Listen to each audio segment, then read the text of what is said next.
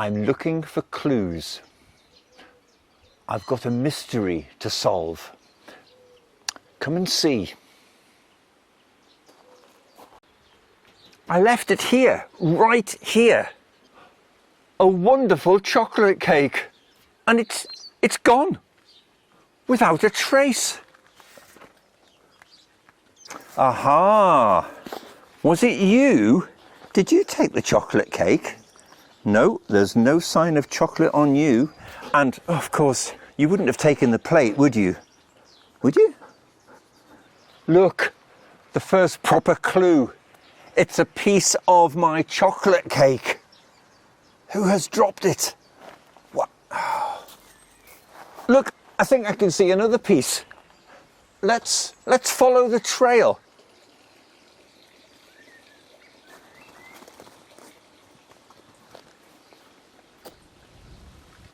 So, a second piece of cake, and look, there's some more of it over here.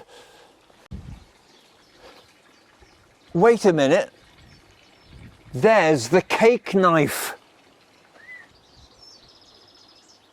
Was it you? Was it you? Have you eaten my cake? Somebody's eaten my cake.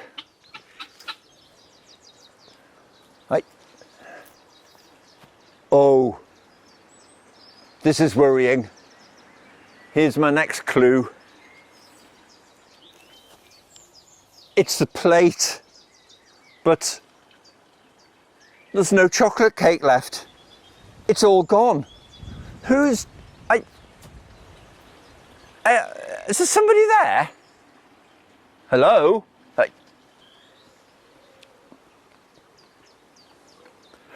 Mark!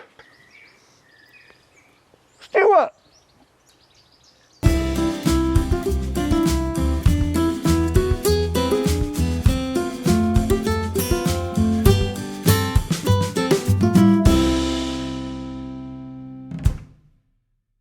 Hello and welcome to this episode of Home Together. I can't believe, Mark, that you ate my cake. Oh, I'm sorry about that, Stuart. I will get you another one, don't worry. Okay.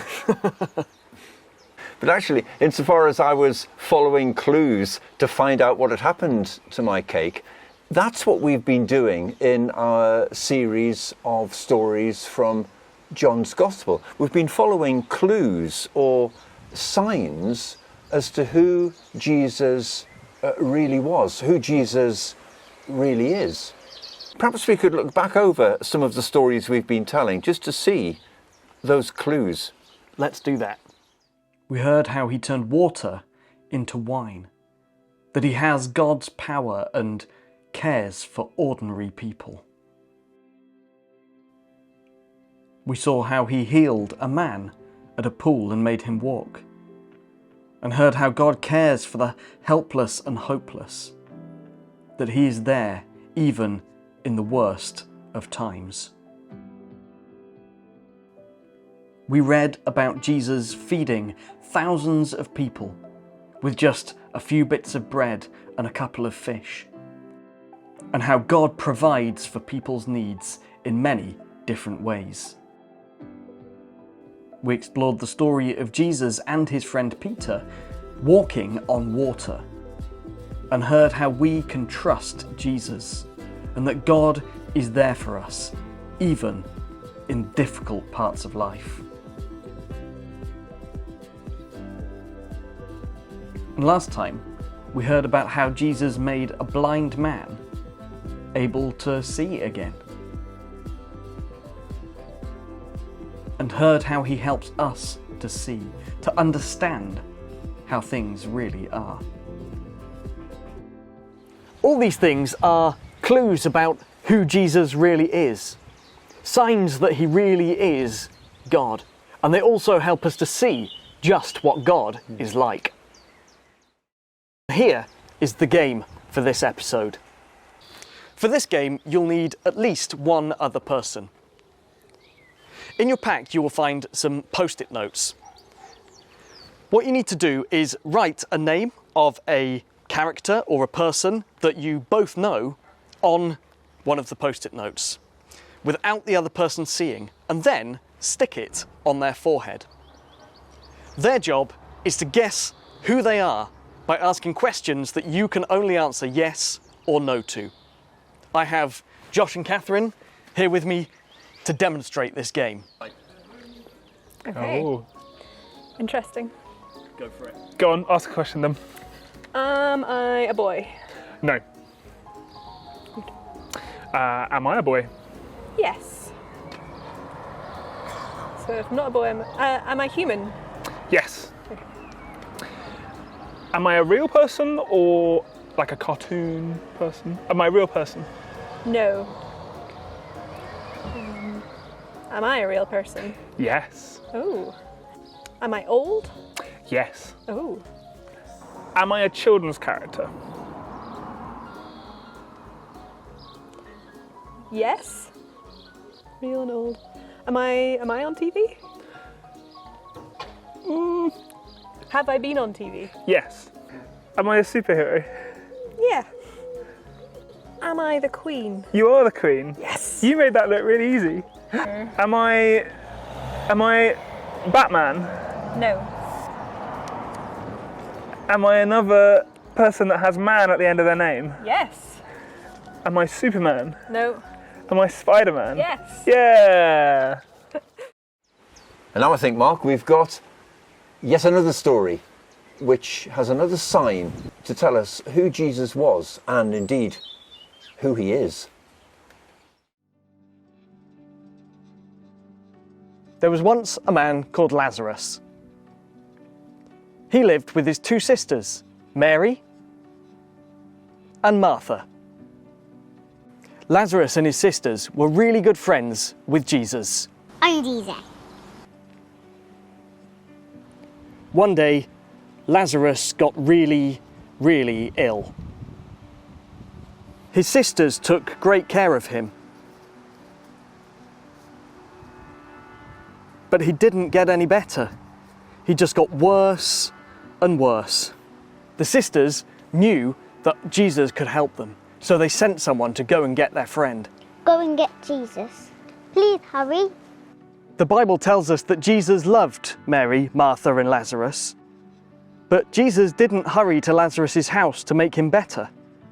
Instead, Jesus said that what was happening would show how great God is. God is great. So Jesus waited 2 days before he went off to see Lazarus. Let's go.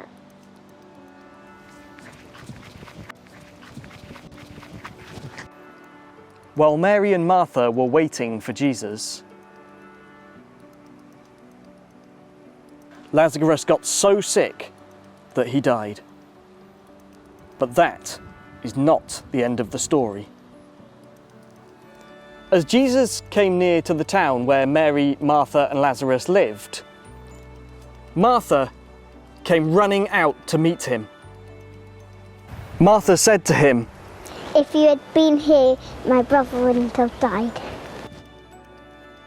Lazarus would be alive again. Then Mary came running out and said exactly the same thing. If you had been here, my brother wouldn't have died.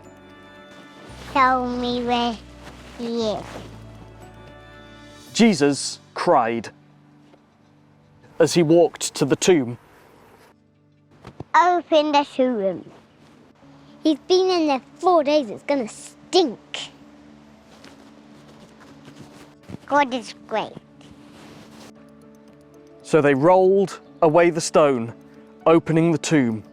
And Jesus said in a loud voice, Lazarus, come out. and Lazarus came out. They went and took the grave clothes off him. Lazarus was alive again. Well, what an amazing sign of who Jesus is. Yes, and actually the Bible says in that story that this confirmed what Martha already believed about Jesus. That he was the Son of God, the promised one who had come into this world. But Mark, as great as that sign was, There was an even greater sign, wasn't there?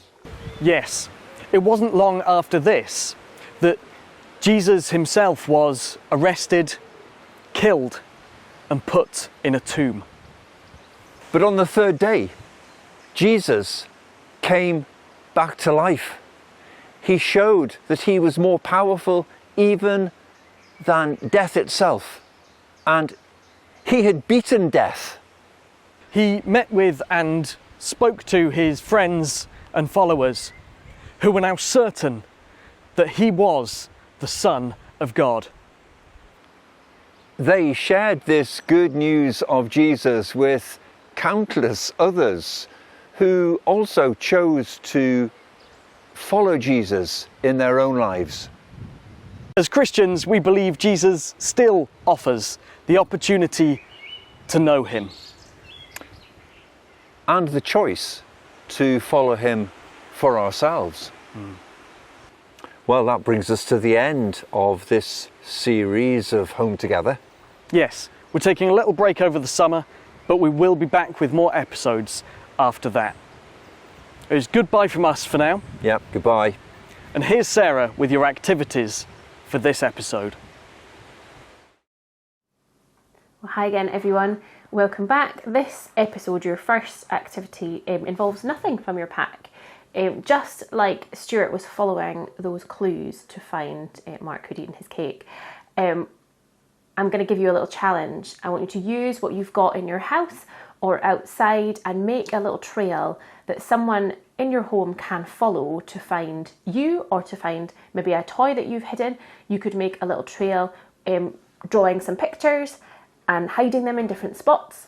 Or you could use outside, you could go and use some sticks and make some arrows to lead the way.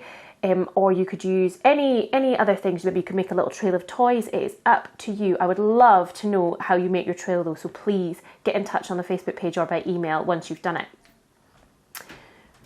Your second activity, you will have your bits and pieces in your pack. You've got some paper, like this. You have got a white wax crayon and you've got a paint block. Now the first thing you need to do is unwrap your paint block and find a little plate or a saucer or something that you can stick it on. And you're also going to need a wee cup of water and have your paintbrush handy. So you're going to write or draw your message with your white wax crayon. Make it nice and thick. You've got to press quite hard with your crayon, get rid of any bits, and then you want quite a bit of water on your paint. You don't actually want that much paint on your paintbrush. And then you are going to paint across the top of your page. And hopefully your message will appear. Just like that.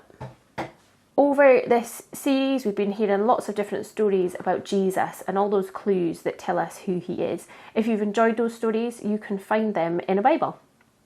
You could have a look online, search them up and read them there. Or if you'd like a Bible, we can give one too. So get in touch on the Facebook page. We'd love to see how you get on with your activities. But if you'd like to know a bit more, or we can give you a Bible or a book with some of those stories in, please do get in touch. And we will see you again soon. Bye.